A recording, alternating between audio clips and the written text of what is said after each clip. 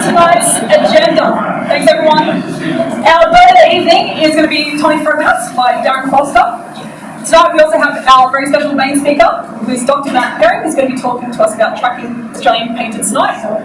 Then we'll go through some activities that are coming up, some very special activities, so please pay attention. Some announcements, and then we'll wrap up the evening with some observations. So, Darren, you're up. Right, I'm Darren. People may already guess that I like Tawny Frogmouths. This is about the third talk, maybe. So tonight I'm going to put forward maybe an argument, maybe just my observations versus an observation in Tanzania. So, in Tanzania, there's a statement that says, also said to sit still with mouth wide open, shutting it with a loud snap if an insect flew in, by Derby in 1927. Now, I don't know. But this gets put in a lot of literature. That one sentence, that one part is in just about everything you search on Tawny Frogmouths. So we'll always say the bird sits there with its mouth open waiting for an insect to fly in. And some even say that because the bird's mouth inside is like bright yellowish green, that helps attract the insects. I'm a little bit doubtful about that too. So I've done 2,682 surveys on Tawny Frogmouths. So I've seen them do some interesting things. 221 of those have been nocturnal surveys, which adds up to about 142 hours and 509 birds counted. That's just for the nocturnal surveys. So in all of those surveys, I've never seen this. I'm not sure why, but unless I'm looking at the wrong birds, I just don't know. So I found that article. It took a little bit of searching. The emu, it's in the emu, in the first issue of 1927, and it does say a little bit more than that, but it also says that the bird was in care. So, and that was the little bit there that says about there that it still sits still in the evening with his mouth open, wide open, and shutting it with a loud snap if a mosquito or another small insect flew in. So,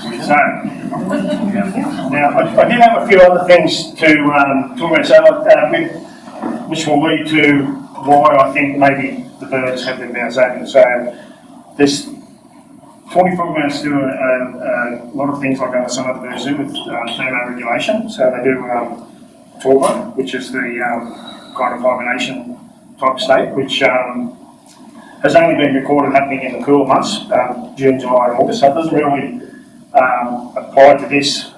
So I did put a little bit in about torpor. I was going to tell you that, but it might make it a little bit longer. And just a few little points there as they go through. So it's only seen during the cooler months, not in the warmer months. And that can happen a couple of times before their activity and then partway through the night. Now, gular fluttering. So it's a thermoregulatory behaviour used to stabilise internal body temperature. Tawnies are not the only ones that do this, other birds do too, but tawnies do. So this bird was taken, it was 43 degrees at 1:30 p.m. at its mouth open. So I don't really think it's sitting there waiting for an insect to pass. So it's an area of feathered skin from underneath the jaw, bottom jaw, down towards the top of its neck. And in some birds they have a gular sac or pouch, which some birds can inflate for other purposes. So the tawnies just mainly use this for cooling themselves. It's usually featherless skin. Tawny's area is all covered in feathers. So it's very thin skin. And Tawny Frogmouths, the bottom mandible is just two bones. It's not like the top beak where it's all bone. It's two bones that come out to form the shape of the bottom half of the beak, and it's stretched with skin. So, which I think is helps not only with catching some of their food that they eat, insect-wise and whatnot, but it also helps with this part as well. So, and it's a much more energy efficient method of removing heat from the body cord without heavy lung movements. So, there should be photos coming up shortly. So, this is what I've seen these birds do through the day, and you guys made it too. They sit there and it's like operate and they have their beak open, not necessarily waiting to catch an insect. Now, these bird, these were taken in January. Actually, this is a bird on a nest in January. 41 degrees at 6:30 in the afternoon. Now, doing a little bit of thermoregulating by opening its wings out slightly, and that allows air to flow in around underneath and help cool the bird down. I'm assuming the bird is doing good fluttering there, 41 degrees. So that was the male on the nest. This is his partner, the female. She was in a tree roughly about 15 metres away. So she's doing the same behaviours. 41 degrees again, then 8:48 at night, it's 34 degrees, got the wings spread out, same as the guy on the nest. Same again, still having their wings out, getting that air circulation. Don't think there was that much air that night, it was a very still night. So I guess they're trying to catch as much breeze as they can to blow in over these parts here. And all these times, that would be one of the first times I've seen them have their beaks open at night time like that, and I'm guessing that's due to being such a hot night at that time.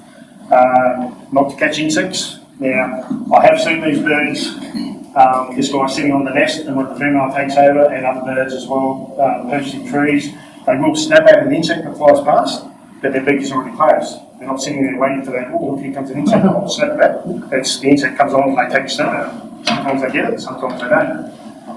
The only other times I see them open their mouths is when they yawn, or when the male pecks at the female's head, showing a bit of affection, or the young birds I've noticed quite a fair bit lately mouth at the foliage around them when they're either on the nest or at roost during the day leading up to the evening, and they'll actually mouth at the foliage. So whether they're trying to get an insect off that bit of foliage, or whether they're gaining a little bit of moisture, because I've seen them do it when it's been a drizzly evening, I'm not 100% sure, but I think these birds do not open their mouths and hold them open just for an insect to go past so they can snap. I've seen them sit under lighting, and the same thing, they do not sit there with their beaks open waiting for an insect to fly past. As you mentioned, the amount of moths and other insects that will be flying around a light. I've never seen one actually take a moth from under a light either, for that matter. I've always only seen them pounce down onto the griddle. So, yeah, I think from that one naive statement in Handset, a lot of people have taken, literature, a bit of a license to just expand on it and just keep repeating it and repeating it. I don't think it's true. I think there's enough evidence to say that that's not what they do, but that's just my thoughts. Now, whilst I was doing a little bit of research, I did find a little fun fact. Uni hemisphere slow wave sleep. Who's seen a tawny and it's sitting there side on and it's got one eye wide open looking at you quite visibly, or very down or very little sleep, that one eye wide open? This is what this is. They can actually, the tawnies are not the only birds that can do this, but they can actually do that. So one half of the brain remains alert, whilst the other half sleeps. So one eye shut, the other eye's open, keeping an eye on you. And that helps aid in conserving their energy as well. So yeah, just a little fun fact I found when I was doing a bit of research. So probably to take away from this tonight, I would just like people to sort of think about what you see when you see a bird. Does it match with what you have heard? Is it an unusual behaviour? For the guys that put in surveys in either eBird or BirdLife, this is where you note these things down and it becomes very notable. So that's it, thanks guys.